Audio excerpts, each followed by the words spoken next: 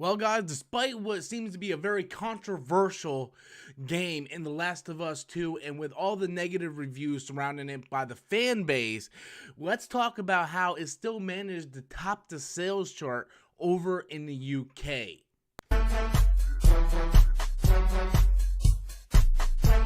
Hey guys, welcome back to the channel once again. I am Robert Storms. As always, if you're finding me for the very first time, please be sure to click that like and subscribe button. Also, guys, in the pinned comment and description box below is a link to our Discord server. Go ahead, join the Discord server, become a part of Storm Nation, and help us grow our channel over there, guys.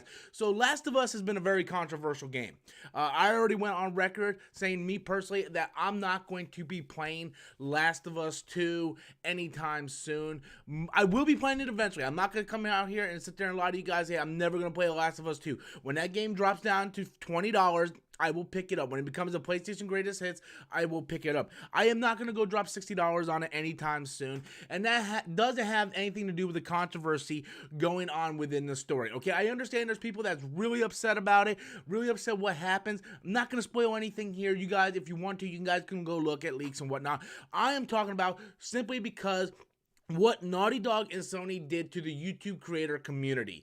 YouTube creators like me who make their living doing stuff like this was falsely copyright striked, and their channel ran through the mud because Naughty Dog and Sony decided to falsely copyright strike people's channels. If you don't know what that means, copyright striking is a big deal. Like, if I rip somebody's video off and I use it as my own content stuff, I can get a copyright strike. That's a big deal. Stealing copyright stuff is a big deal. But when you sit there and you talk about a topic and you're not showing any copyright material and you're not really doing anything wrong and you get copyright strike, and that takes away your ability to make revenue and make a living here on this platform, that's a big deal. It's one thing to use the copyright strike when it is, acceptable, but to abuse that and falsely do that, that's where I draw the line. So again, a lot of people have me confused. I'm not saying anything negative about the game itself because I haven't played the game itself. I have not played Last of Us 2, and I'm going to play it eventually. I just have no desire to support Naughty Dog at this time. I think what they did to the YouTube community is heinous. I think it's cowardly, and I think they're backtracking because of the backlash of these leaks. And again, I don't support leaks as well either. I'm not a big fan of leaks. I don't look at the leaks, whatnot. But that's sort of my take on Last of Us 2. But despite all that, if we go over to the UK sales chart, as you guys can see, if we scroll down here, Last of Us Part 2 is still the #1 selling game of this past weekend.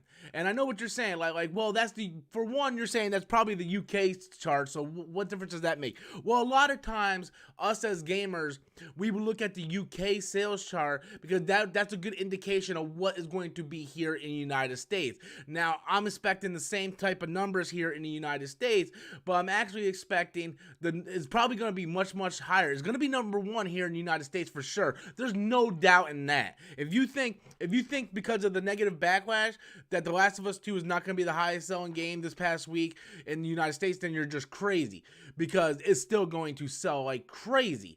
But how much is it going to make? The numbers aren't out yet, but as you can see, the UK sales chart, we got Last of Us Part 2 is #1, Ring Fit Adventure Part 3 and FIFA 20 Ring Fit Adventure #2 and FIFA 20 #3, with Mario Kart 8 Deluxe coming in at #4.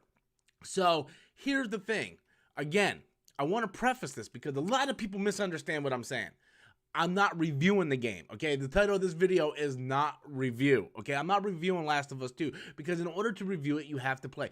I am simply just giving an opinion on the topic at hand, and the topic at hand is The Last of Us 2 is getting horrible reviews by the users, and companies like IGN, GameSpot, and so on, who get paid copies, free copies of the game, is giving this game great scores. You know why? Because they don't want to be blacklisted. They don't want to be, blackballed and any kind of other analogy you want to give. They want to be able to continue getting free stuff so they can review stuff. So they're going to say positive things about the game. If you want to get honest people's opinion, go check out Dreamcast Guy. Dreamcast Guy is the guy I follow, that he sits there and tells you right outright, I bought this game myself, so I didn't have to lie about my review.